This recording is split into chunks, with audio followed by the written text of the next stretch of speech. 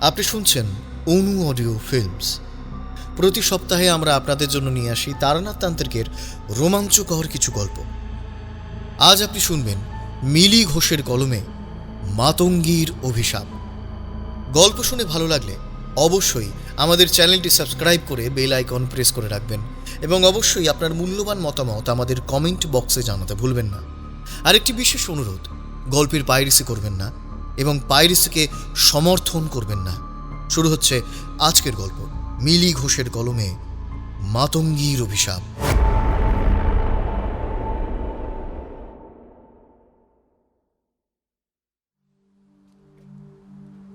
শরতের আকাশে ভেসে বেড়াচ্ছে পেঁজা তুলোর মতো মেঘ।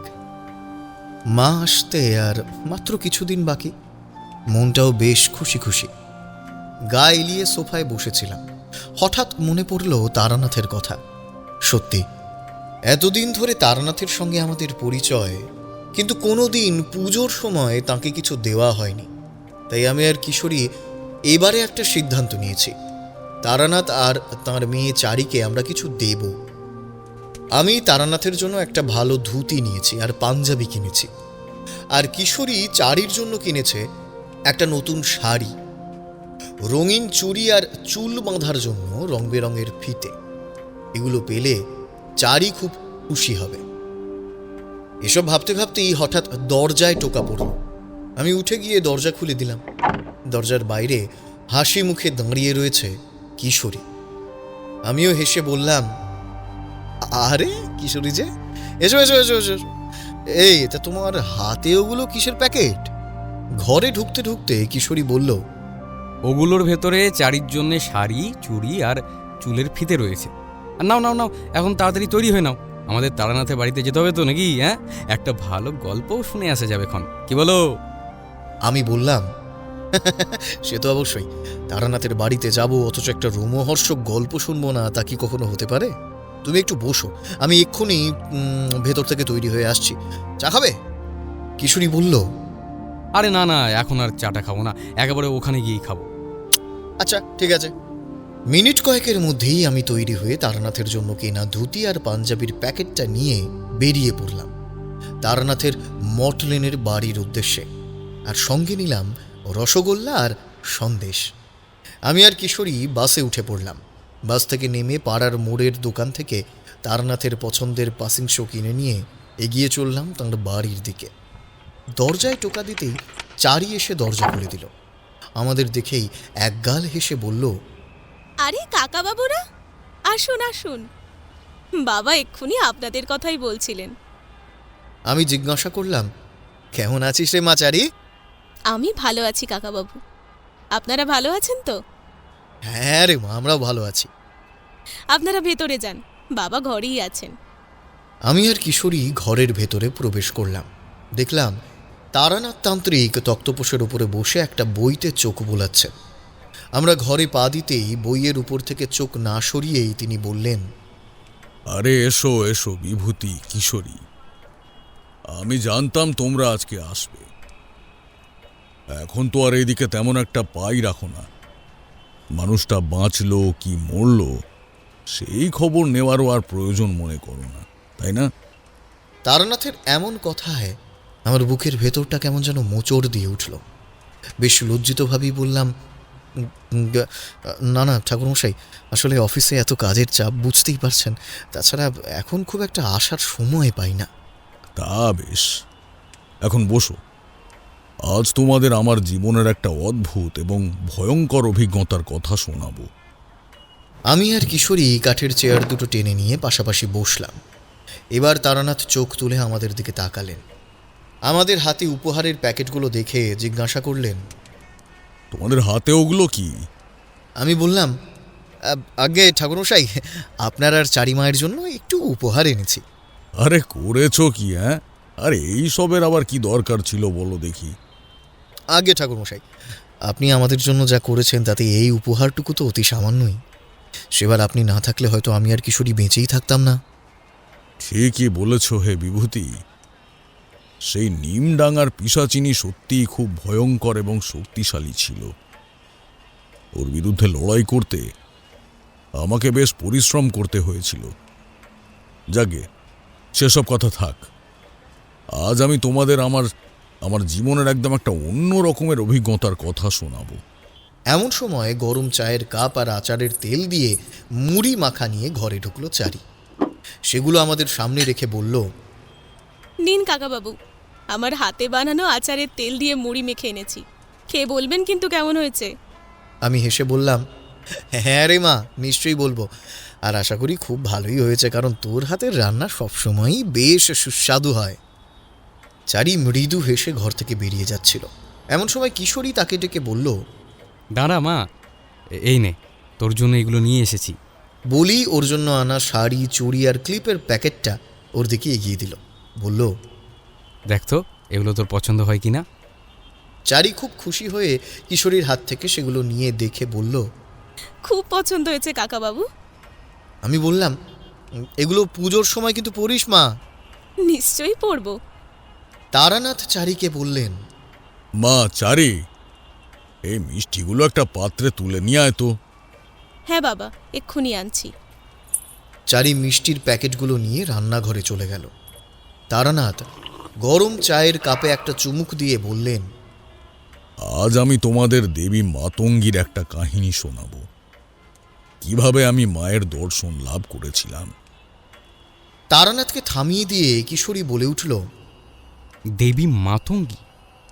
তিনি আবার কীরকম দেবী ঠাকুরমশাই? এমন দেবীর নাম তো আমি আগে কখনো শুনিনি। তারপর আমার দিকে তাকিয়ে প্রশ্ন করল, কি বিভূতি, তুমি কখনো শুনেছ? আমি বললাম, না তো কিশোরী, আমি তো কখনো শুনিনি। তারানাথ বললেন, দেবী মাতঙ্গী হলেন 10 মহাবিদ্যার মধ্যে অন্যতমা। তিনি নবম মহাবিদ্যা। মাতঙ্গী দেবী হলেন মা সরস্বতীর তান্ত্রিক রূপ।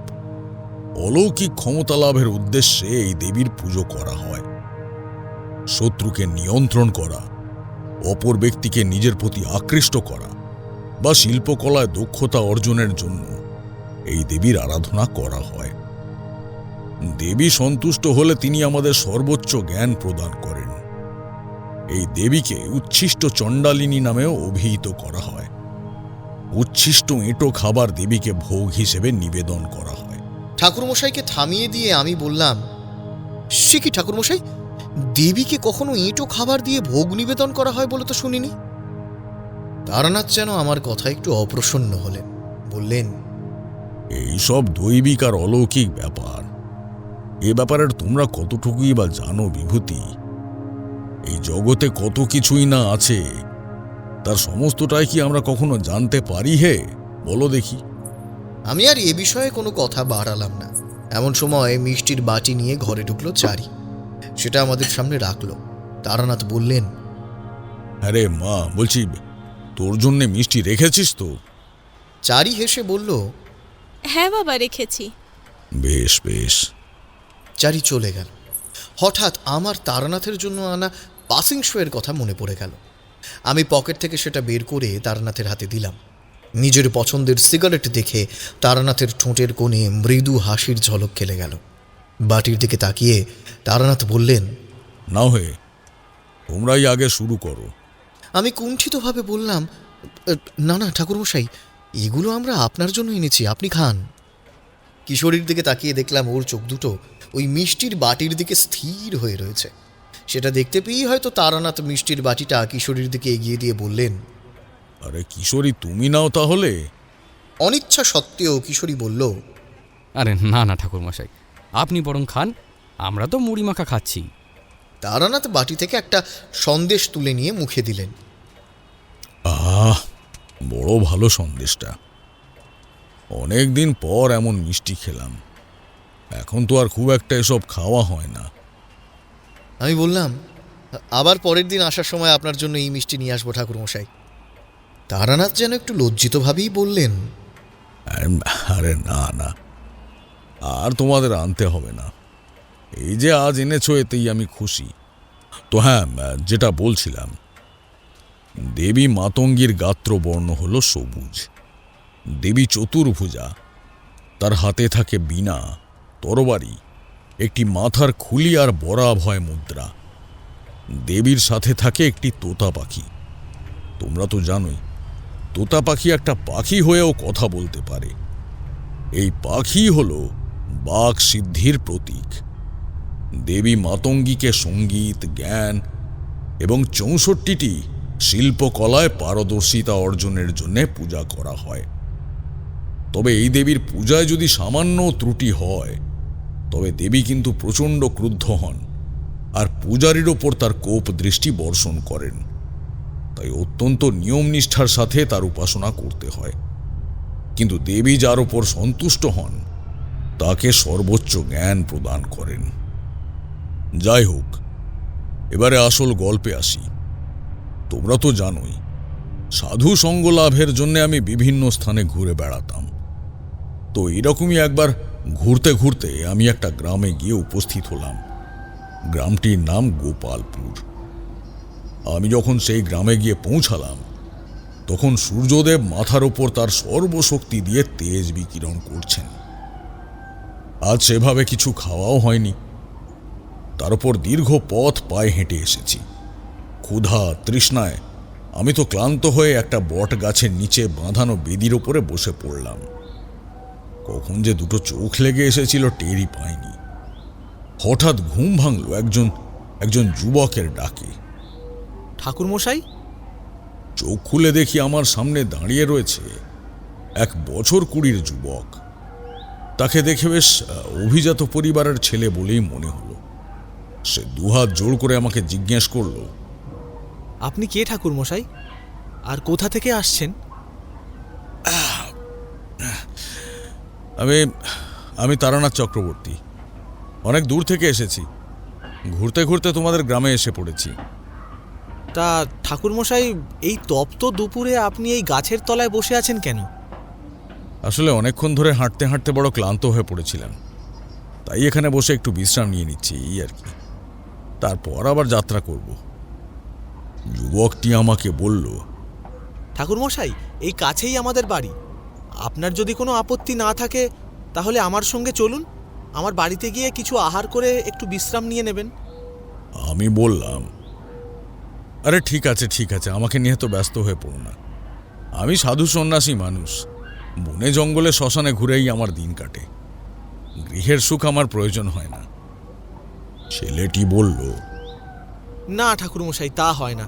বাবা জানলে খুব দুঃখ পাবেন। আপনি দয়া করে আমার সাথে চলুন ঠাকুরমশাই। আমি আপনাকে কথা দিচ্ছি, সেখানে আপনার সেবা যত্নের কোনো ত্রুটি হবে না। অগত্যা আমি সেই যুবকটির সাথে তাদের বাড়িতে এলাম। একটা বড় দোতলা বাড়ি। বাইরে থেকে দেখে বুঝতে পারলাম যুবকটি বেশ অভিজাত পরিবারের ছেলে। বাড়িতে প্রবেশ করেই যুবকটি ডাকল, বাবা, মা, এই দেখো কাকে নিয়ে এসেছি। তার ডাক শুনে বাড়ির ভেতর থেকে বেরিয়ে এলেন একজন মাঝ বয়সী ভদ্রলোক। হাত জোড় করে এগিয়ে এসে আমাকে প্রণাম জানালেন। বললেন, আরে আসুন আসুন ঠাকুরমশাই, আমি নিশিকান্ত রায়। নীলকান্ত যে আপনাকে এখানে নিয়ে এসেছে তাতে আমি যার পর নয় ভীষণ আনন্দিত এবং কৃতজ্ঞ। আপনার মতো এরকম একজন সাধু ব্যক্তির পদধূলি পড়ল আমাদের এই গৃহে। বাবা নীলকান্ত, যাও ঠাকুরমশাইকে দোতলার দক্ষিণের দিকের ঘরে নিয়ে যাও। ওখানেই ওনার জন্যে থাকার ব্যবস্থা করো। ঠিক আছে বাবা। আপনি যান ঠাকুরমশাই, গিয়ে একটু বিশ্রাম নিয়ে নিন। নীলকান্ত সব ব্যবস্থা করে দেবে। আশা করি আপনার কোনো অসুবিধে হবে না। আমি আপনার আহারের ব্যবস্থা করছি ততক্ষণে। নীলকান্ত আমার দিকে তাকিয়ে বলল, আসুন ঠাকুরমশাই, আমার সাথে আসুন। আমিও তার সাথে সিঁড়ি দিয়ে দোতলায় উঠে এলাম। নীলকান্ত আমাকে দক্ষিণের ঘরটায় নিয়ে গেল। আসুন ঠাকুরমশাই, এই ঘরেই আপনার থাকার ব্যবস্থা করেছি। আমরা দুজনে ঘরের ভেতরে প্রবেশ করলাম। ঘরটা বেশ বড়। ঘরের ভেতর একটা তক্তপোষের ওপর পরিপাটি করে বিছানা পাতা রয়েছে। নীলকান্ত বলল, ঠাকুরমশাই, আপনি এখানে বিশ্রাম করুন। আমি দেখি আপনার আহারের ব্যবস্থা কতদূর হলো। এই বলে নীলকান্ত চলে গেল। মিনিট 10 পরেই খাবারের থালা নিয়ে ঘরে ঢুকলেন একজন মাঝবয়সী ভদ্রমহিলা। তার পেছনে নীলকান্ত, তার হাতেও আরেকটি খাবারের থালা। নীলকান্ত বলল, ঠাকুরমশাই, ইনি আমার মা। ভদ্রমহিলা বললেন, আসুন ঠাকুরমশাই, অনেক বেলা হয়ে গেছে, এইটুকু গ্রহণ করুন। আমি খেতে বসলাম। নীলকান্তর মা আমার সামনে পঞ্চব্যঞ্জন সাজিয়ে দিলেন। ভাত, ডাল, এঁচোড়ের তরকারি, 3 রকমের মাছ, রসগোল্লা, সন্দেশ, পায়েস, ফল। এত উপকরণ দেখে আমি বললাম, আরে এসব কি করেছেন মা? এত খাবার কি আমি খেতে পারি? ভদ্রমহিলা বিনয়ের সুরে বললেন, হে আপনি কি বলছেন বাবা? এই যৎসামান্য আয়োজন করতে পেরেছি, আপনি দয়া করে গ্রহণ করুন বাবা। আমি খেতে শুরু করলাম। খিদেও পেয়েছিল খুব। পেট পুড়ে খেলাম। আহার আদি সম্পন্ন করে আমি তক্তপোষে বসে একটু বিশ্রাম করছিলাম। হঠাৎ বাইরে মেঘের গুরু গুরু গর্জন শুরু হলো, আর সেই সঙ্গে মুহুর্মুহু বজ্রবিদ্যুৎ সংঘটিত হতে লাগল। নিশিকান্ত বাবু আমার ঘরে এসে প্রবেশ করলেন। বললেন, ঠাকুরমশাই, বাইরের যে অবস্থা দেখছি তাতে আপনি আজ আর বেরোতে পারবেন বলে তো মনে হয় না। আজ রাতটুকু আপনি বরং আমাদের বাড়িতেই বিশ্রাম করুন। কাল সকালে না হয় আপনার গন্তব্যস্থলের উদ্দেশ্যে রওনা দেবেন। আমিও বিনা প্রতিবাদে তার প্রস্তাব মেনে নিলাম। একটু পরে মুষলধারে বৃষ্টি শুরু হলো। রাতে তাড়াতাড়ি খাওয়া দাওয়া সেরে আমি শুয়ে পড়লাম। মধ্যরাতে হঠাৎ একটা ঠান্ডা হাওয়া আমার গায়ে এসে লাগতেই আমার ঘুমটা ভেঙে যায়। আমি বিছানায় উঠে বসি। হঠাৎ আমার চোখ পড়ল পশ্চিমের জানলাটার দিকে। আমি একটু অবাক হলাম। জানলাটা এখন খোলা রয়েছে, কিন্তু আমার স্পষ্ট মনে আছে যে আমি জানলাটা শোয়ার সময় বন্ধ করে শুয়েছিলাম। তাহলে জানলাটা খুলল কে? আমার কেমন একটা সন্দেহ হলো। আমি বিছানা থেকে নেমে জানলার সামনে গিয়ে দাঁড়ালাম। বাইরে তখন অঝোর ধারায় বৃষ্টি পড়ছে। হঠাৎ আমার কানে এলো একটা নূপুরের ধ্বনি। মনে হলো কেউ যেন কাছেই নূপুর পরা পায়ে হেঁটে বেড়াচ্ছে। আমি জানলা দিয়ে ভালো করে দেখার চেষ্টা করলাম। মনে হলো একটু দূরে একটা ছায়ামূর্তি যেন হেঁটে চলে গেল। আমার খুব অবাক লাগলো। এত রাতে এই বৃষ্টির মধ্যে কে হাঁটছে এমন ভাবে? বৃষ্টির জলের ছাঁট আমার মুখে এসে লাগতেই আমি তাড়াতাড়ি জানলাটা বন্ধ করে দিলাম। তারপর আবার এসে শুয়ে পড়লাম।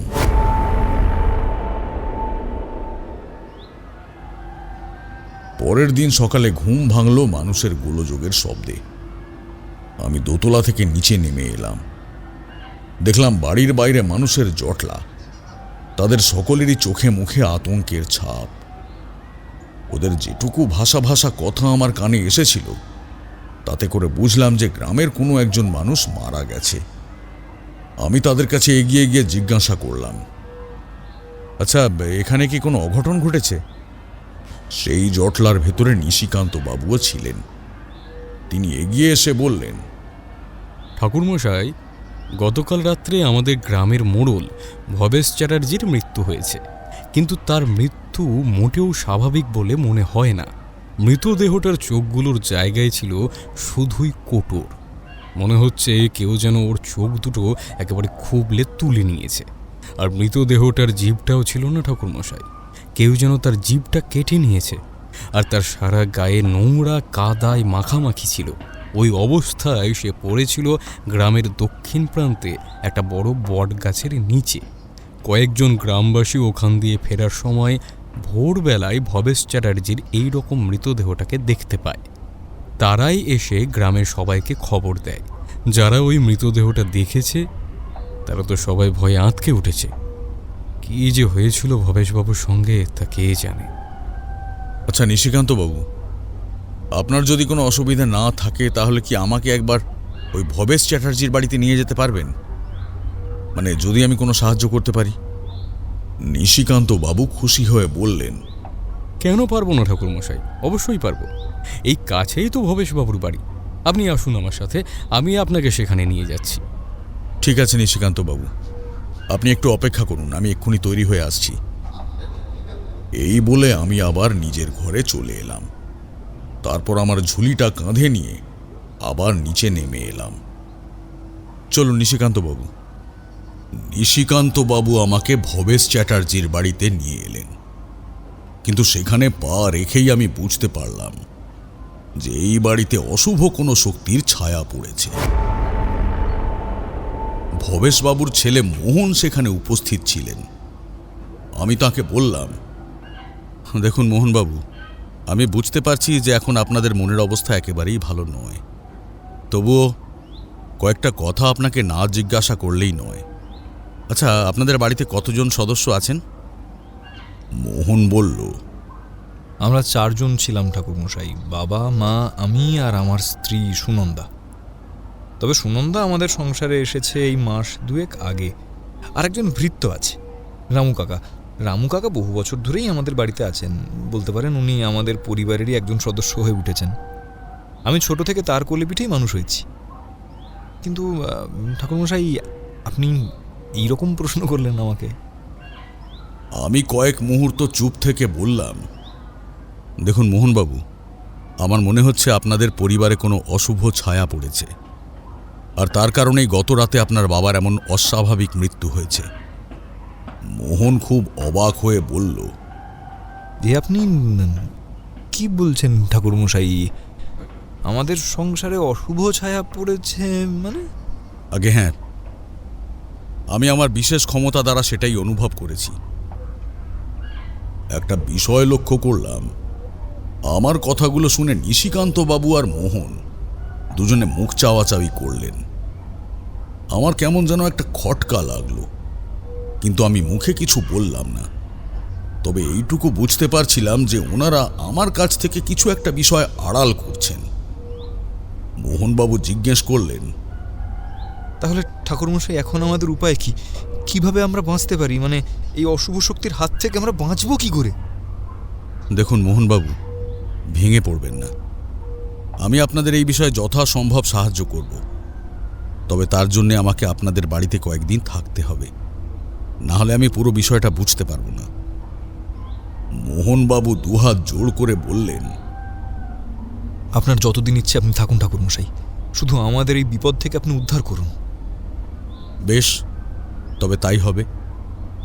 আমাদের মধ্যে নিশিকান্ত বাবুও উপস্থিত ছিলেন। আমি তাঁর দিকে তাকিয়ে জিজ্ঞেস করলাম, কি নিশিকান্ত বাবু, আপনার কোনো অসুবিধে নেই তো আমি এই বাড়িতে থাকলে? নিশিকান্ত বাবু বললেন, আরে না না ঠাকুরমশাই, এ আপনি কি বলছেন? আপনি মানুষের উপকার করবেন, তাতে কখনো আমার আপত্তি থাকতে পারে? আপনি এখানেই থাকুন। এরপর আমি মোহনদের বাড়িতেই রয়ে গেলাম। যথাসময়ে মোড়ল ভবেশ চ্যাটার্জির সৎকারও হলো। সেদিন সন্ধেবেলায় আমি নিজের ঘরে বসে রয়েছি, এমন সময় মোহনবাবু এসে আমার ঘরে উপস্থিত হলেন। তাকে দেখে আমার খুব চিন্তিত মনে হলো। আমি বললাম, কি মোহনবাবু, আপনি কি আমাকে কিছু বলতে চান? মোহনবাবু কেমন যেন একটু ইতস্তত করতে লাগলেন। তার মনের অবস্থা বুঝতে পেরেই আমি তাকে বললাম, দেখুন, আপনি আমাকে সব কথা খুলে বলতে পারেন। আমার যতটুকু সাধ্য আমি আপনার এই দুশ্চিন্তা দূর করার একটা ব্যবস্থা অবশ্যই করব। এইটুকু কথা আমি আপনাকে দিতেই পারি। মোহনবাবু আমার বিছানার পাশে মেঝেতে ধপ করে বসে পড়লেন। তারপরে বলতে শুরু করলেন, ঠাকুরমশাই, এতক্ষণ আমরা সবাই আপনার কাছ থেকে একটা বিষয় গোপন করে গেছি, কিন্তু এখন বুঝতে পারছি যে বিষয়টা আপনাকে না জানালেই নয়। আজ প্রায় মাসখানেক হলো আমাদের গ্রামে কিছু অদ্ভুত ঘটনা ঘটছে। কিরকম ঘটনা মোহনবাবু? ঠাকুরমশাই, আমাদের এই গোপালপুর গ্রামে বেশ কিছুদিন ধরেই অদ্ভুতভাবে মানুষ মারা যাচ্ছে। তাদের শরীরে যেন বিশেষ কোনো এক রোগ বাসা বেঁধেছে। অনেক চিকিৎসাও করানো হয়েছে তাদের, কিন্তু তাতে কোনো লাভ হয়নি। সে বিশেষ রোগটি যে কি, সেইটা কোনো ডাক্তার বুদ্ধি ধরতে পারছেন না। অমন শক্ত সামর্থ্য মানুষগুলো ধীরে ধীরে শুকিয়ে যেতে যেতে একসময় মৃত্যুর কোলে ঢলে পড়ছে। আমাদের গ্রামের গরু, কুকুর, সমস্ত গবাদি পশু, এমনকি পাখিগুলো পর্যন্ত ওই একইভাবে শুকিয়ে মরে যাচ্ছে। এই তো গত পরশু আমাদের গ্রামের নবীন কাকার গরু বাসন্তীও মারা গেল। বাসন্তী ছিল নবীন কাকার সবচেয়ে প্রিয় গরু। যেমন সুন্দর তার নাম, তেমন সুন্দর তার চেহারা ছিল, একেবারে ধবধবে সাদা আর স্বাস্থ্যবতী। কিন্তু হঠাৎ করেই ও কেমন যেন শুকিয়ে মারা গেল। ওর যে কি হয়েছিল তা কেউ বুঝতে পারেনি ঠাকুরমশাই। সকালবেলায় দুধ দুইতে গিয়ে নবীন কাকা দেখল গোয়াল ঘরে মেঝেতে বাসন্তী মরে পড়ে রয়েছে। সেই দিন নবীন কাকার কান্না যেন চোখে দেখা যাচ্ছিল না ঠাকুরমশাই। এই গত শনিবার আমাদের গ্রামের দক্ষিণে ওই বুড়ো বটগাছতলায় কতগুলো কাক, চড়াই, এই পাখিগুলো সব মরে পড়েছিল। সবাই বলছে আমাদের গ্রামের উপরে নাকি কারোর কুদৃষ্টি পড়েছে। আমি একটু গম্ভীরভাবে বললাম, সবাই ঠিকই বলছেন মোহনবাবু, তবে আপনি জানলে অবাক হবেন যে আপনাদের গ্রামে যে বিপদগুলো ঘটছে তার উৎসস্থল কিন্তু আপনাদের এই বাড়ি। আমার কথা শুনে মোহনবাবু যেন আরও বেশি অবাক হয়ে যান। তিনি নিজের চোখ দুটো বড় করে আমার দিকে তাকিয়ে বললেন, কি বলছেন ঠাকুরমশাই? এই মৃত্যু রহস্য আমাদের বাড়ির ভেতরে লুকিয়ে রয়েছে? আমি অবাক হয়ে দেখলাম আমার মুখ থেকে এই কথা শুনে মোহনবাবু ধীরে ধীরে উঠে আমার ঘর থেকে বেরিয়ে গেলেন। তবে তার চোখে মুখে চিন্তার ছাপ কিন্তু ছিল স্পষ্ট। রাতে বাড়ির চাকর রামু এসে আমাকে আহার দিয়ে গেল। তবে এই বাড়িতে আসা ইস্তক আমি মোহনবাবুর স্ত্রী সুনন্দাকে কিন্তু দেখিনি। কেবল অন্দরমহল থেকে তার কণ্ঠস্বর শুনেছি মাত্র। সে যাগ্গে, রাতে আমি খাওয়া দাওয়া সেরে শুয়ে পড়লাম। সেই দিনও মধ্যরাতে একটা প্রকাণ্ড বজ্রপাতের শব্দে আমার নিদ্রা ভঙ্গ হলো। বুঝতে পারলাম বাইরে প্রচণ্ড ঝড় উঠেছে। ঘরের জানালাটা খোলা ছিল। আমি উঠে গিয়ে জানালাটা দিতে যাব, এমন সময় একটা ভোটকা উগ্র গন্ধ এসে আমার নাকে ঠেকল। গন্ধটা একটু অদ্ভুত ধরনের, ঠিক যেন কোনো বুনো ফুলের গন্ধের সাথে কোনো আষ্টে জিনিস মেশানো একটা গন্ধ। ক্রমশ গন্ধের তীব্রতা যেন ঘরের ভেতরে বাড়তে লাগলো। আমার শ্বাস নিতে কষ্ট হচ্ছিল, মাথার ভেতরে ঝিমঝিম করতে লাগলো। আমার চেতনা যেন ধীরে ধীরে লুপ্ত হয়ে আসতে লাগলো। এমন সময় ঘরের দরজাটা একটা শব্দ করে খুলে গেল। আমি শুনতে পেলাম কেউ যেন দরজার বাইরে গর্জন করছে। আমি কিছু বুঝে ওঠার আগেই সেই খোলা দরজা দিয়ে ঘরের ভেতরে প্রবেশ করলো একটা প্রকাণ্ড কালো অবয়ব। তার চোখ দুটো যেন আগুনের গোলার মতো জ্বলছে। সে গর্জন করতে করতে যেন দ্রুত বেগে বাতাসে ভাসতে ভাসতে আমার দিকে এগিয়ে এলো, আর তার দুই হাত দিয়ে আমার গলাটা চেপে ধরল। আমার তখন দম বন্ধ হয়ে আসছিল। মনে হচ্ছিল আমি এক্ষুনি সম্পূর্ণরূপে অচৈতন্য হয়ে পড়ব। যা করার আমাকে তার আগেই করতে হবে।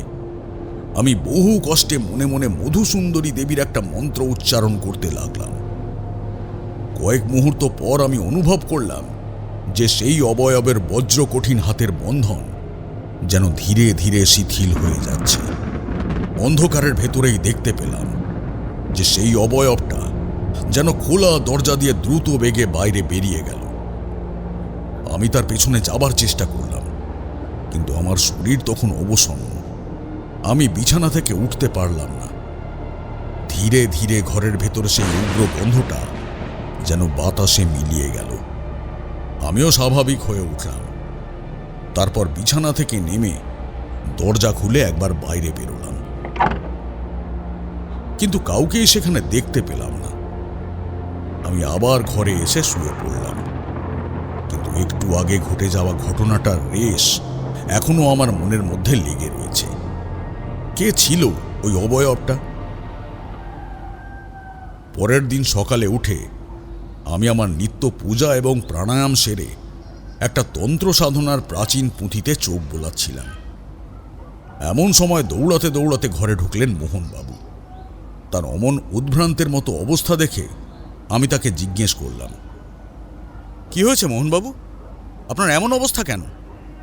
মোহনবাবু আমার সামনে এসে হাঁপাতে হাঁপাতে বললেন, ঠাকুরমশাই, আপনি মনে হয় ঠিকই বলেছিলেন, এই হত্যাকাণ্ডের সাথে হয়তো আমাদের বাড়ির কেউ জড়িয়ে রয়েছে।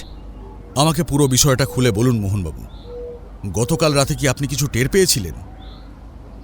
আমার কথা শুনে মোহনবাবু বিস্ফারিত চোখে আমার দিকে তাকালেন, বললেন, ঠাকুরমশাই, এ কথা আপনি কেমন করে জানলেন?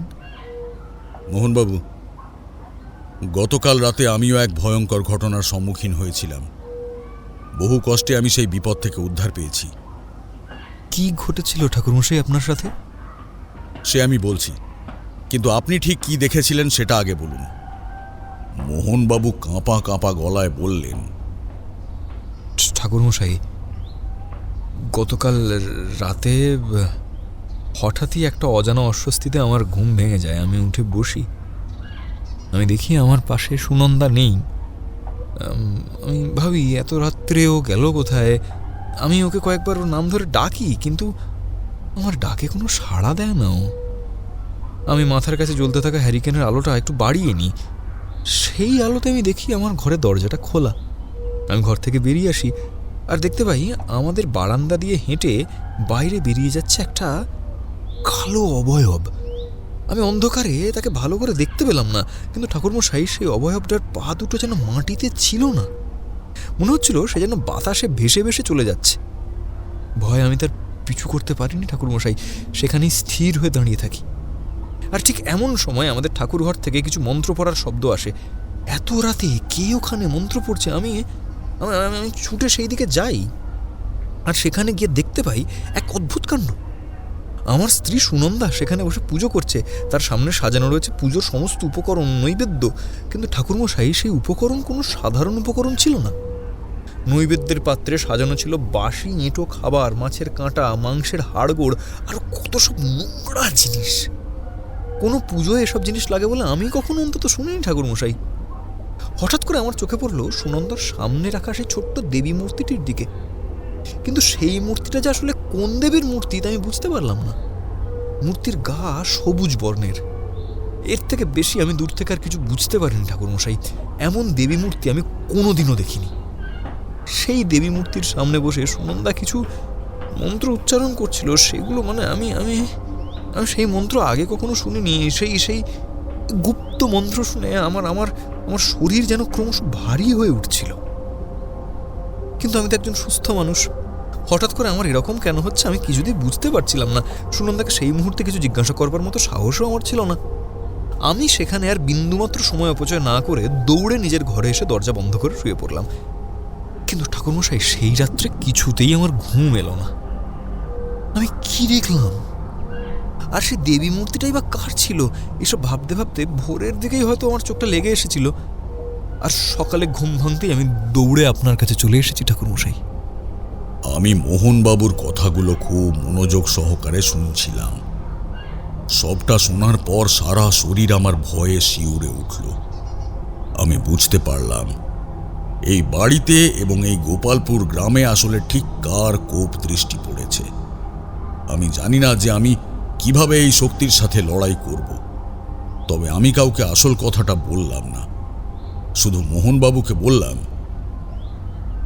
শুনুন মোহনবাবু, আপনাদের এই গ্রামে যে হত্যাকাণ্ডগুলো ঘটছে তার জন্যে আপনার স্ত্রী সুনন্দাই পরোক্ষভাবে দায়ী।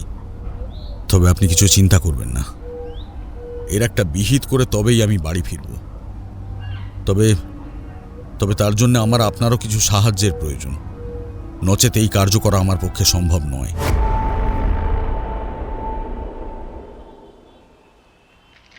এই পর্যন্ত বলে তারানাথ থামলেন। তারপর সিগারেটের প্যাকেট থেকে একটা সিগারেট বার করে তাতে অগ্নিসংযোগ করলেন। তাতে একটা টান দিয়েই যেই না তিনি আবার বলা শুরু করবেন, অমনি কিশোরে একটা প্রশ্ন করে বসল। আচ্ছা ঠাকুরমশাই, সেই সবুজ দেবী মূর্তিটি আসলে কোন দেবীর ছিল? ঠাকুরমশাই বললেন, তিনি ছিলেন দেবী মাতঙ্গী, 10 মহাবিদ্যার অন্যতম মহাবিদ্যা।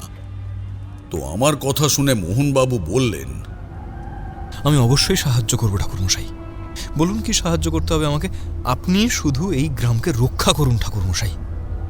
আমি আপনাকে সময় মতো সবকিছু বুঝিয়ে দেব।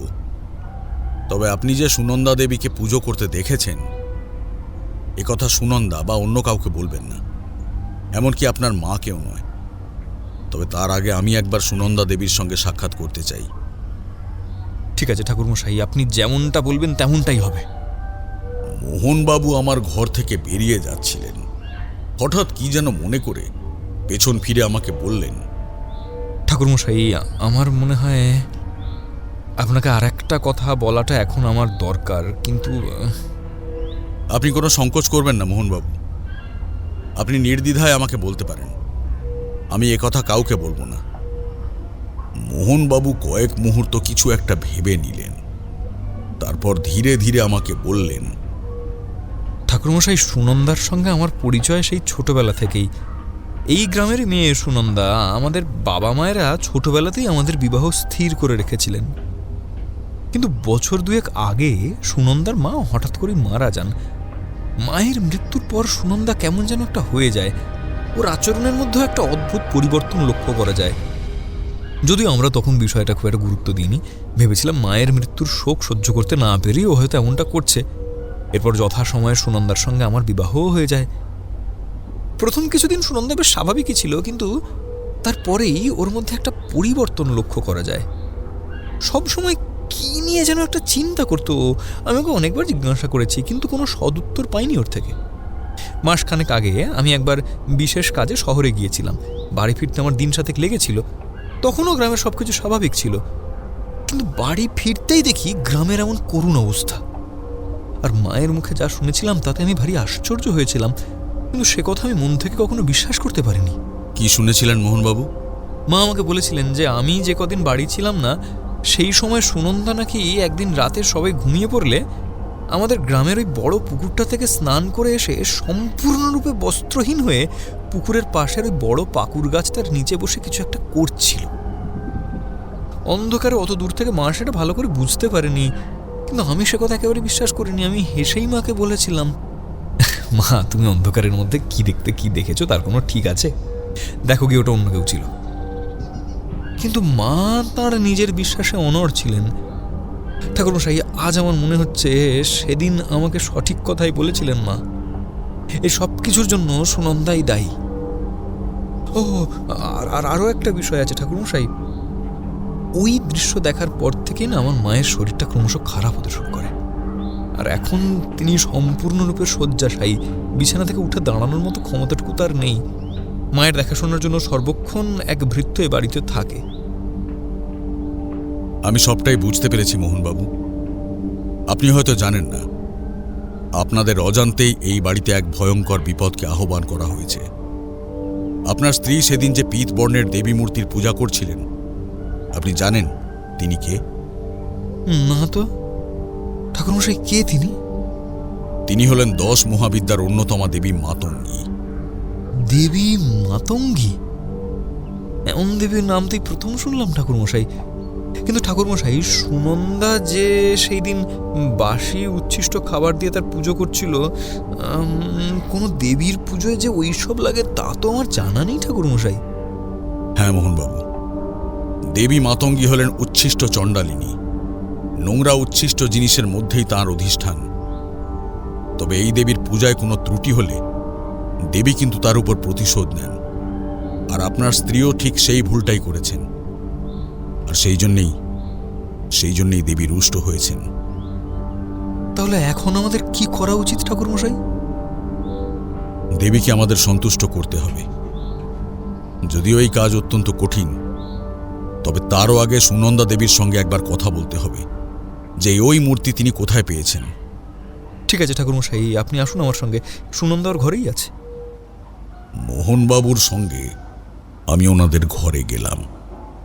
দেখলাম বিছানার ওপর বসে রয়েছেন একজন অল্প বয়সী স্ত্রীলোক। মোহনবাবু বললেন, সুনন্দা, ঠাকুরমশাই তোমার সঙ্গে দেখা করতে এসেছেন। উনি তোমাকে কিছু জিজ্ঞাসা করতে চান। সুনন্দা দেবী এক মাথা ঘোমটা টেনে বললেন, বলুন, কি জানতে চান?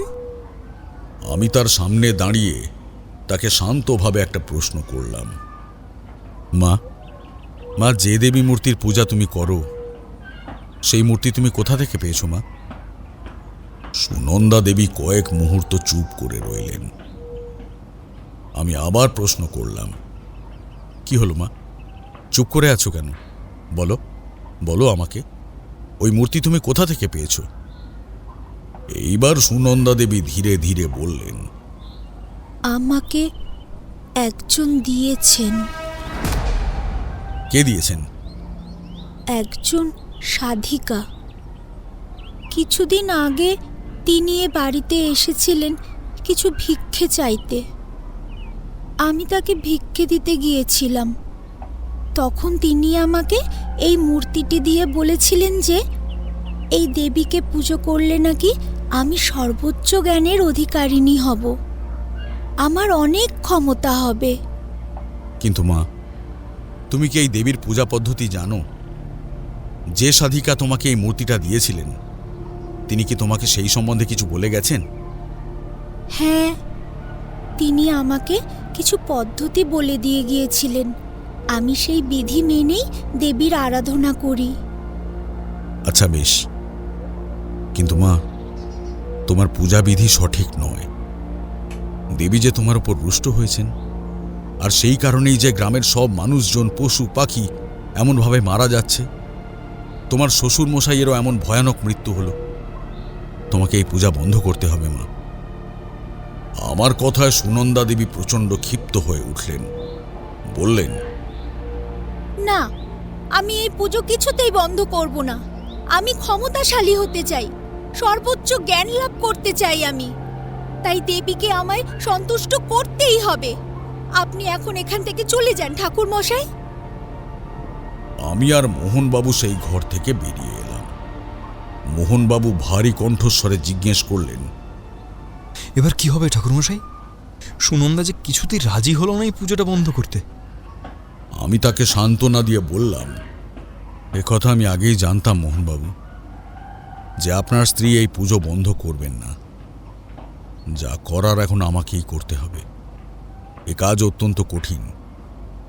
একটা কথা সর্বদা মনে রাখবেন মোহনবাবু, শুভ আর অশুভের লড়াইয়ে কিন্তু সর্বদা শুভ শক্তির জয় হয়।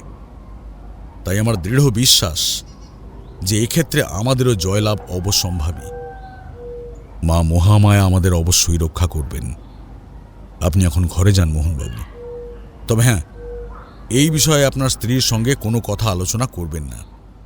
ঠিক আছে ঠাকুরমশাই।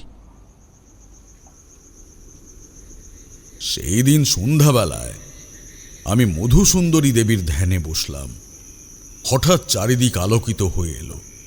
শুনতে পেলাম মধুসুন্দরী দেবীর সেই স্নেহময়ী কণ্ঠস্বর, তারানাথ, আমি জানি তুমি আমায় কেন আহ্বান করেছো, কিন্তু তারানাথ শুনে রাখো, এই শক্তির সাথে লড়াই করার মতো ক্ষমতা প্রদান করার সাধ্য আমার নেই।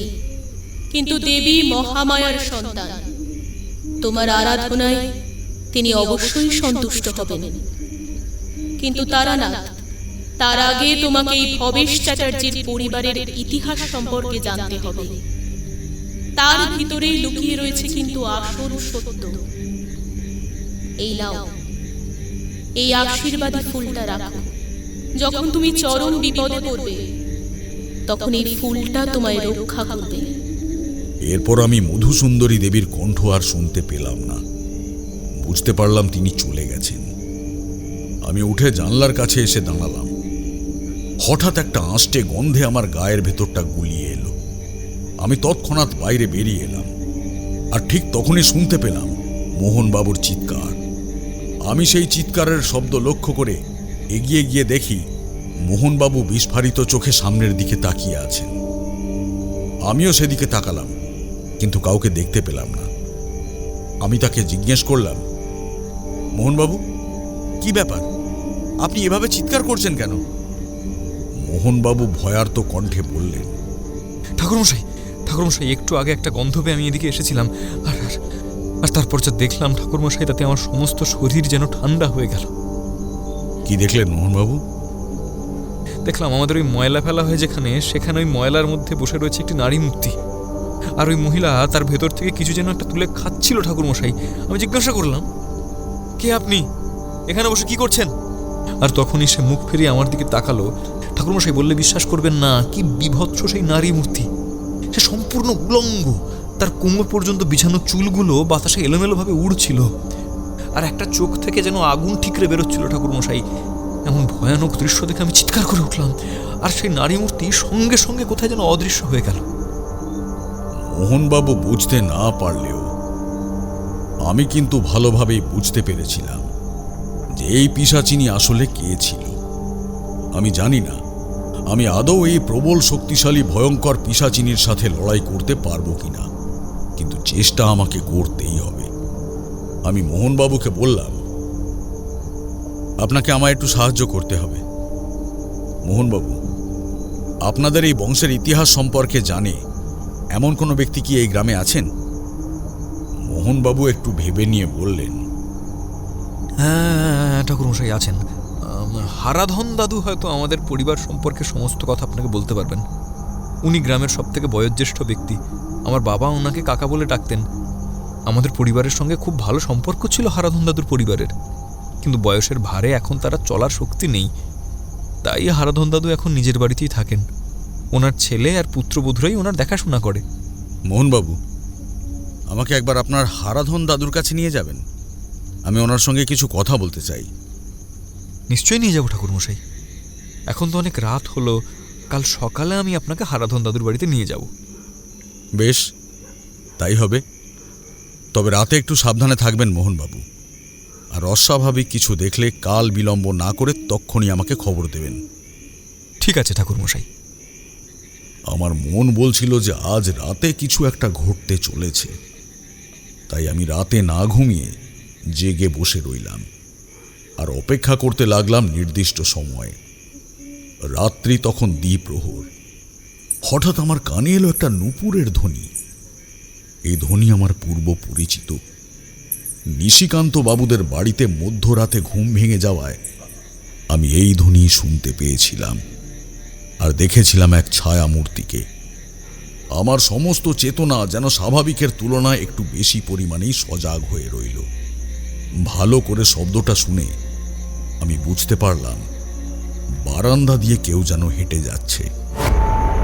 আমি মধুসুন্দরী দেবীর দেওয়া আশীর্বাদী ফুলটা আমার ঝুলি থেকে বের করে নিয়ে আমার ধুতির খুঁটে বেঁধে রাখলাম। তারপরে গাত্রবন্ধন করে নিলাম। এইবার মধুসুন্দরী দেবীর একটা মন্ত্র উচ্চারণ করতে করতে বিছানা থেকে নেমে আমি দরজা খুলে বাইরে বেরিয়ে এলাম। দেখলাম নারী মূর্তি বাড়ির মূল দরজা দিয়ে বাইরে বেরিয়ে যাচ্ছে। আমি তাকে এক ঝলক দেখেই চিনতে পেরেছিলাম। তিনি আর কেউ নন, মোহনবাবুর স্ত্রী সুনন্দা দেবী। তার কাঁধে রয়েছে একটা কাপড়ের বড় ঝুলি। ঝুলিটা দেখে বেশ ভারী মনে হলো। তিনি এগিয়ে চলেছেন পূর্ব দিকে, তবে তিনি যেন নিজের ভেতরে নেই। কোনো এক অজানা শক্তি যেন তাকে সেই দিকে টেনে নিয়ে যাচ্ছে। আমিও তাকে অনুসরণ করলাম। সুনন্দা দেবী হাঁটতে হাঁটতে এসে উপস্থিত হলেন একটা পুকুরের কাছে। আমিও একটু দূরে ঝোপের আড়ালে থেকে তাকে দেখতে লাগলাম। এতক্ষণ আমি অন্ধকারে ঠিক ঠাহর করতে পারিনি। সুনন্দা দেবীর হাতে একটি লাল শালু কাপড়ে মোড়ানো ছিল কিছু একটা। তিনি সেটা পুকুরের পাশে রাখলেন। নিজের কাঁধ থেকে ঝুলিটাও নামিয়ে রাখলেন। তারপরে নিজে গিয়ে পুকুরে গুনে গুনে 3 বার ডুব দিলেন। তারপরে উঠে এসে সম্পূর্ণ বিবস্ত্র হয়ে কিছু শুকনো গাছের ডালপাতা জোগাড় করে নিলেন। আর তারপর সেই শালু কাপড়ের মোড়ানো জিনিসটাকে বের করে মাটিতে রাখলেন আর নিজে তার সামনে বসে সেই শুকনো ডালপালা দিয়ে আগুন জ্বালালেন। সেই আগুনের আলোয় আমি দেখতে পেলাম কাপড়ে মোড়ানো জিনিসটা আসলে সেই সবুজ রঙের দেবী মূর্তিটি, যে মূর্তিকে তিনি গতকাল রাতে ঠাকুর ঘরে বসে পুজো করছিলেন। এইবার সুনন্দা দেবী তার পাশে রাখা সেই ঝুলির ভেতর থেকে কয়েকটা মাটির পাত্র বের করে আনলেন। সেই মাটির পাত্রগুলোর মধ্যে ছিল উচ্ছিষ্ট খাবার, মাছের কাঁটা, মাংসের হাড়, আরো কত সব নোংরা নোংরা জিনিস। তিনি সেইগুলো সেই দেবী মূর্তির সামনে সাজিয়ে দিলেন। বললেন, গ্রহণ করো মা, তোমার নৈবেদ্য গ্রহণ করো। তারপর একটা গুপ্ত মন্ত্র উচ্চারণ করতে লাগলেন। ওম হ্রিম ক্লিম হুম মাতঙ্গই ফট স্বাহা। আমি বুঝতে পারলাম ওখানে আর বেশিক্ষণ থাকা আমার পক্ষে খুব একটা ভালো হবে না। তাই আমি সেখান থেকে এক প্রকার প্রায় দৌড়তে দৌড়তে বাড়ি ফিরে এলাম। বাকি রাতটা আমি জেগেই কাটিয়ে দিলাম। ভেবেছিলাম সকাল হলে সব কথা মোহনবাবুকে জানাবো, কিন্তু আমার মন তাতে সায় দিল না। পরের দিন সকালে আমি মোহনবাবুকে স্বাভাবিক দেখে জিজ্ঞেস করলাম, মোহনবাবু, গতকাল রাতে কিছু আপনি টের পেয়েছিলেন? মোহনবাবু বললেন, কই না তো ঠাকুরমশাই। কেন, গতকাল রাতে কি কিছু ঘটেছিল? তার কথাতেই স্পষ্ট বোঝা যাচ্ছিল যে তিনি রাতে কিছুই বুঝতে পারেননি। হয়তো কোনো এক পিশাচিনীর মায়া বলে গভীর নিদ্রায় তিনি আচ্ছন্ন হয়ে পড়েছিলেন। তবে গতকাল রাতে যে দৃশ্য আমি দেখেছি তা আমি মোহনবাবুকে জানালাম না। মৃদু হেসে বললাম, না না মোহনবাবু, আমিও কিছু দেখিনি। মোহনবাবু বললেন, ঠাকুরমশাই চলুন আপনাকে হারাধন দাদুর বাড়িতে নিয়ে যাই, এই কাছেই ওনার বাড়ি। মোহনবাবুর সাথে আমি বেরিয়ে পড়লাম। মিনিট 5 হাঁটার পরেই পৌঁছে গেলাম হারাধন বাবুর বাড়িতে। বাড়ির সদর দরজার সামনে থেকে মোহনবাবু ডাকলেন, হারাধন দাদু, ও হারাধন দাদু, একটু দরকার ছিল তোমার সঙ্গে, একটু বাইরে এসো না। বেশ কয়েকবার ডাকার পরে দরজা খুলে বাড়ির ভেতর থেকে বেরিয়ে এলেন একজন অতি শীর্ণকায় বৃদ্ধ ব্যক্তি। বয়সের ভারে তিনি সোজা হয়ে দাঁড়ানোর ক্ষমতাটুকুও যেন হারিয়ে ফেলেছেন। বৃদ্ধ বললেন, কে কে ডাকে আমারে? কে? মোহনবাবু বললেন, দাদু, আমি মোহন, গ্রামের মোড়ল ভবেশ চ্যাটার্জির ছেলে। ও মোহন, তুই আয় বাবা, ভেতরে আয়। মোহনবাবুর সঙ্গে আমাকে দাঁড়িয়ে থাকতে দেখে বৃদ্ধ হারাধন জিজ্ঞেস করলেন, তা বাবা, তোর সাথে ইনি কে? দাদু, ইনি তারানাথ তান্ত্রিক, একজন স্বনামধন্য তান্ত্রিক। আমাদের গ্রামে যে মৃত্যুগুলো ঘটছে সেই ব্যাপারেই উনি তোমার সঙ্গে কথা বলতে এসেছেন। ও, আসুন আসুন, ভেতরে আসুন। আমি আর মোহনবাবু ঘরের ভেতরে প্রবেশ করলাম। ঘরের কোনায় রাখা দুটো চেয়ার দেখিয়ে হারাধনবাবু আমাদের দুজনকে বসতে বললেন। তারপর নিজে চৌকির ওপর বসলেন। মোহনবাবু ঘরের কোণ থেকে চেয়ারগুলো টেনে নিয়ে বৃদ্ধ হারাধনের মুখোমুখি পেতে দিলেন। বললেন, বসুন ঠাকুর মশাই। আমি আর মোহনবাবু পাশাপাশি দুটো চেয়ারে বসলাম। হারাধনবাবু আমাকে জিজ্ঞেস করলেন, ঠাকুর মশাই, কি জানতে চান আপনি?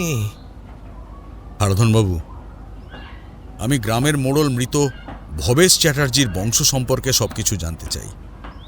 হারাধনবাবুর কথা শুনে মনে হলো আপাত দৃষ্টিতে যে কোনো মৃত্যুই দুঃখজনক হলেও হারাধনবাবুর কথায় এটা মনে হলো যে এই মৃত্যুটা কিন্তু তার কাছে মোটেও অস্বাভাবিক নয়। তিনি যেন এমনটা ঘটবে সেটা আগে থেকেই আন্দাজ করেছিলেন। আমি অবাক হয়ে জিজ্ঞেস করলাম, কি করে আপনি আন্দাজ করলেন? মানে আপনি কি বলতে চাইছেন? আচ্ছা, এরকম আপনার মনে হওয়ার কারণটা কি? ঠিকই বলছি ঠাকুর মশাই, যে পাপ ভবেশ করেছিল তাতে তার এমন শাস্তি হওয়ারই দরকার ছিল। আমাকে পুরো বিষয়টা একটু প্রথম থেকে খুলে বলুন হারাধনবাবু। হারাধনবাবু একটু কেশে নিয়ে বলতে শুরু করলেন,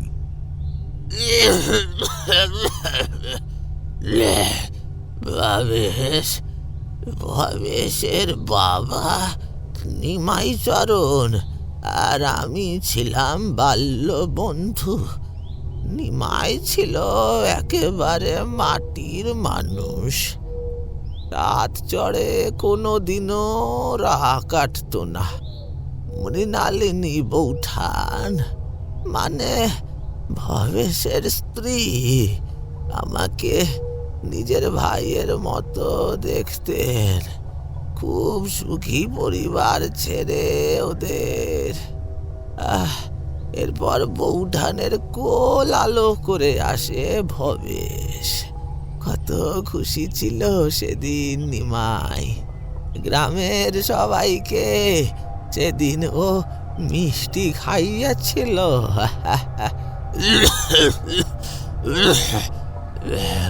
ভবেশ ভবেশ একটু একটু করে বড় হতে থাকে। ছোট থেকেই ভবেশ ছিল উদ্ধত এবং বেপরোয়া স্বভাবের। বাপ মার কোনো কথাই সে শুনতো না। সারাদিন মাঠে ঘাটে ঘুরে ওর গাছ থেকে ফল চুরি, পুকুর থেকে মাছ চুরি করে বেড়াতো। মাঝে মাঝে চুরি করতে গিয়ে ধরা পড়তো আর মারও খেত প্রচণ্ড, কিন্তু তাতে কোনো শিক্ষা হতো না ওর। অনেকে বলেছিল বড় হলে হয়তো ছেলে ঠিক হয়ে যাবে, কিন্তু সেটা হয়নি। বরং সে যত যত বড় হয়েছে ততই তার দৌরাত্ম বেড়েছে। একদিন তো ওকে কিছু একটা বারণ করেছিলাম বলে ঢিল ছুঁড়ে আমার কপালটাই ফাটিয়ে দিয়েছিল। ওরে বাবা, কি প্রচণ্ড মার মেরেছিল সেদিন বৌঠানোকে। এইভাবেই একদিন কৈশোর পেরিয়ে ভবেশ যৌবনে পদার্পণ করল, কিন্তু তার সেই ঔদ্ধত্য এতটুকুও কমল না।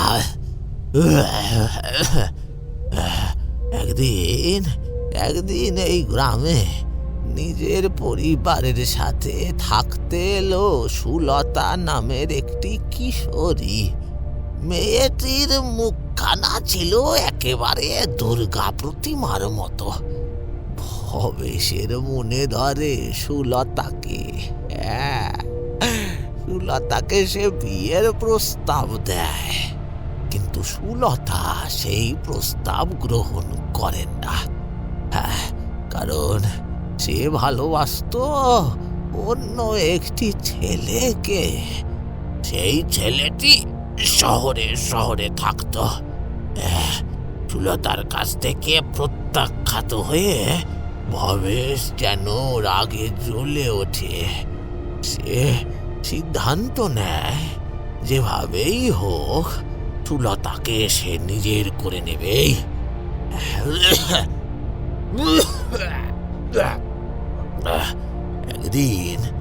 একদিন সুলতার বাবা মা কোনো একটা বিশেষ কাজে পাশের গ্রামে গেছিলেন। ফিরতে ফিরতে তাদের সন্ধ্যা পেরিয়ে গিয়েছিল। সুলতা বাড়িতে সেদিন একা। এই খবর ভবেশের কাছে আগে থেকেই ছিল। সেদিন সন্ধ্যাবেলায় সে সুলতাদের বাড়িতে যায়। তাকে আবার বিয়ের প্রস্তাব দেয় এবং সুলতাও সেই প্রস্তাব প্রত্যাখ্যান করে। এরপর সেখানেই ভবেশ গলা টিপে সুলতাকে হত্যা করে। তবে সুলতা নাকি মৃত্যুর আগে ভবেশকে অভিশাপ দিয়ে গিয়েছিল যে সে ভবেশের বংশকে নির্বংশ করে দেবে।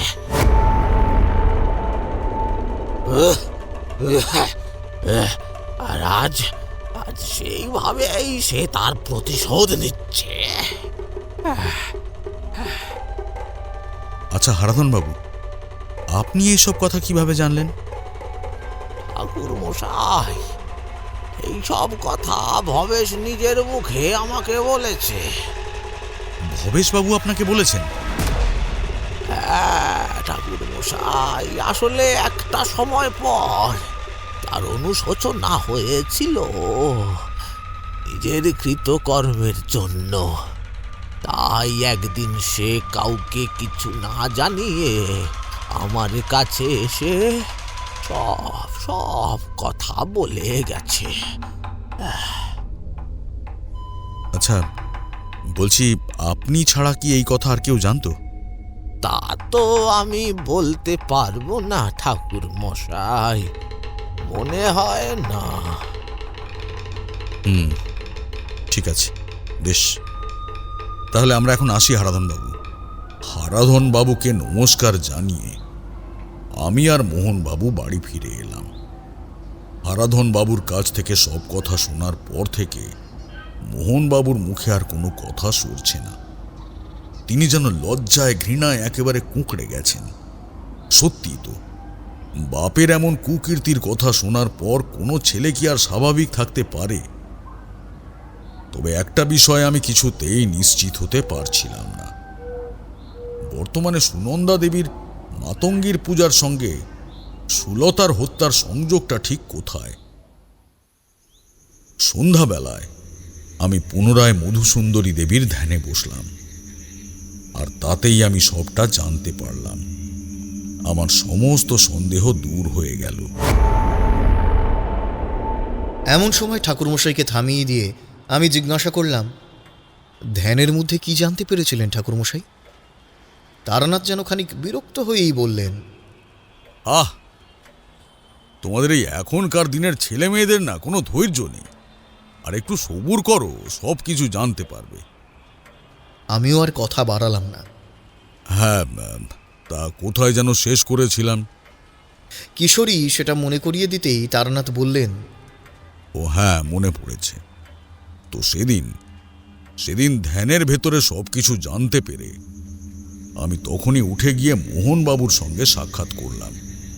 তাকে বললাম, মোহনবাবু, আজ রাতেই আমি যজ্ঞে বসব।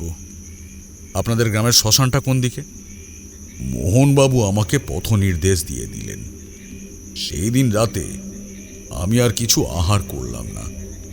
যজ্ঞের কিছু প্রয়োজনীয় জিনিসপত্র নিয়ে আমি বেরিয়ে পড়লাম শ্মশানের উদ্দেশ্যে। মনের মধ্যে একটা ভয় খেলা করছিল। আমি আদৌ মাকে সন্তুষ্ট করতে পারবো তো? রক্ষা করতে পারবো তো এই গোপালপুর গ্রামকে তার কোপ দৃষ্টি থেকে? এইসব ভাবতে ভাবতেই আমি এসে পৌঁছালাম গ্রামের শ্মশানে। সেইখানেই উপযুক্ত স্থান দেখে আমি যজ্ঞবেদী প্রস্তুত করে নিলাম। তারপর সেখানে আগুন জ্বালিয়ে বসলাম দেবী মাতঙ্গীর আরাধনায়। ঝুলি থেকে বের করলাম বাসি ভাত, উচ্ছিষ্ট খাবার, মাংসের হাড়গোড়, মাছের কাঁটা ইত্যাদি। তারপর সেগুলো সামনে সাজিয়ে রেখে দিলাম। বললাম, গ্রহণ করুন মা, আপনার নৈবেদ্য গ্রহণ করুন। তারপর ভক্তি সহকারে মাতঙ্গী মায়ের মন্ত্র উচ্চারণ করতে লাগলাম। ওম হ্রিম ওম নমঃ ভগবতী উচ্ছিষ্ট চণ্ডালি শ্রী মাতঙ্গেশ্বরী সর্বজন শঙ্করী স্বাহা। শ্মশানের বাতাস যেন ক্রমশ ভারী হয়ে আসছে। বুনো ফুল এবং আষ্টে জিনিস মিশানো গন্ধটা আবার আমার নাকে এসে ঠেকল। আমি আরো উচ্চস্বরে মন্ত্র উচ্চারণ করতে লাগলাম। হঠাৎ আকাশ বাতাস কাঁপিয়ে একটা পৈশাচিক অট্টহাসি ভেসে উঠল। আমি দেখলাম আমার চোখের সামনে এসে দাঁড়িয়েছে সুনন্দা দেবী, আর তার সঙ্গে সেই বীভৎস দর্শনধারী পিশাচিনী। কিন্তু আমি মন্ত্র পড়া থামালাম না। সেই পিশাচিনী এবার প্রচন্ড গর্জন করে উঠে বলল,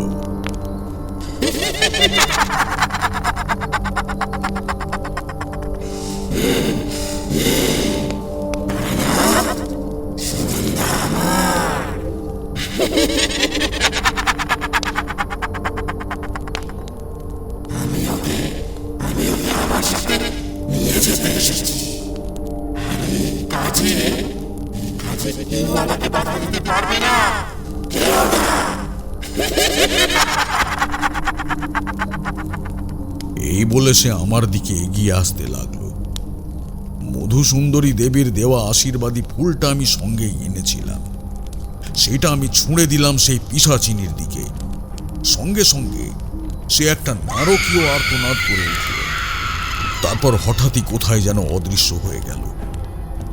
আরো কিছুক্ষণ মন্ত্র উচ্চারণের পর অনুভব করলাম শ্মশানের বাতাস যেন ধীরে ধীরে শান্ত হচ্ছে, আর গন্ধটাও যেন বাতাসে মিলিয়ে যাচ্ছে। এক সময় সেই গন্ধটা আর পেলাম না। তার বদলে একটা মিষ্টি সুবাসে ভরে উঠল শ্মশানের চারিদিক।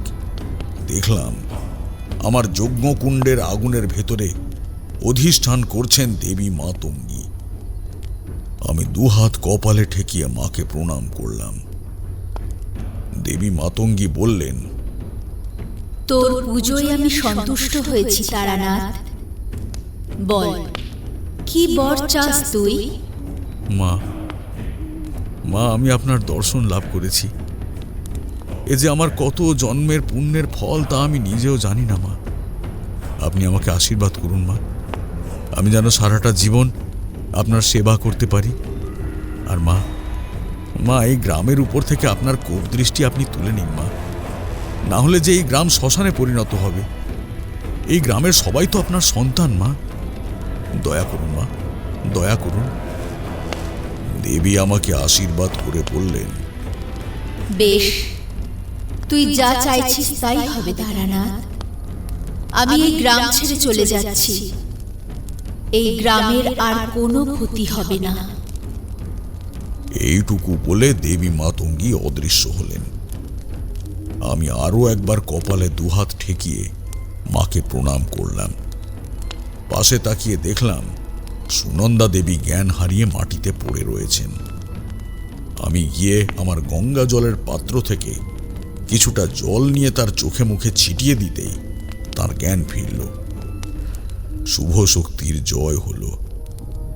আমি সুনন্দা দেবীকে নিয়ে বাড়িতে ফিরে এলাম। সব কথা মোহনবাবুকে খুলে বললাম। সব শুনে তিনি যেমন ভয় পেলেন, তেমন অপরদিকে তার মুখে ফুটে উঠল এক প্রশান্তির হাসি। গোপালপুর গ্রামও দেবী মাতঙ্গীর কোপ দৃষ্টি থেকে মুক্ত হল। পরের দিন সকালেই আমি গ্রামের সকলের কাছ থেকে বিদায় নিয়ে নিজের গন্তব্যস্থলের উদ্দেশ্যে যাত্রা করলাম। এই পর্যন্ত বলে তারানাথ তান্ত্রিক থামলেন। আমি জিজ্ঞাসা করলাম, কিন্তু ঠাকুরমশাই, আমার প্রশ্নের উত্তরটা তো পেলাম না। আপনি ধ্যানে কি জানতে পেরেছিলেন? তারানাথ বললেন, এই দেখো, আমি এইটাই বলতে ভুলে গেছি। আসলে বয়স হয়েছে তো, সবকিছু আর মনে থাকে না। সে যাগে, এখন তোমার প্রশ্নের উত্তরটা আমি দিয়ে দিচ্ছি। সেই দিন ধ্যানের মধ্যে মধুসুন্দরী দেবী এসে আমাকে জানিয়ে গিয়েছিলেন যে সাধিকা সুনন্দা দেবীকে মাতঙ্গী মায়ের মূর্তিটি দিয়ে গিয়েছিলেন তিনি ছিলেন সুলতার প্রেমিকের দিদি। তিনি তন্ত্র সাধনা করতেন। আসলে সুলতার মৃত্যুর পর সবাই সন্দেহ করেছিল যে ভবেশ চ্যাটার্জি সুলতাকে হত্যা করেছে। আর এই কথা গিয়ে পৌঁছেছিল সুলতার প্রেমিকের কানে। তাই সে তার দিদিকে দিয়ে প্রতিশোধ নিতে চেয়েছিল। কি এবার বুঝলে তো পুরো বিষয়টা? আমি বললাম, হ্যাঁ ঠাকুরমশাই, এবার বুঝতে পেরেছি। বেশ বেশ, নাও, অনেক রাত হয়ে গেল, তোমাদের আবার এতটা পথ ফিরতে হবে। এবার তোমরা বেরিয়ে পড়ো। আমরাও তারানাথ তান্ত্রিককে প্রণাম জানিয়ে বাড়ির পথ ধরলাম।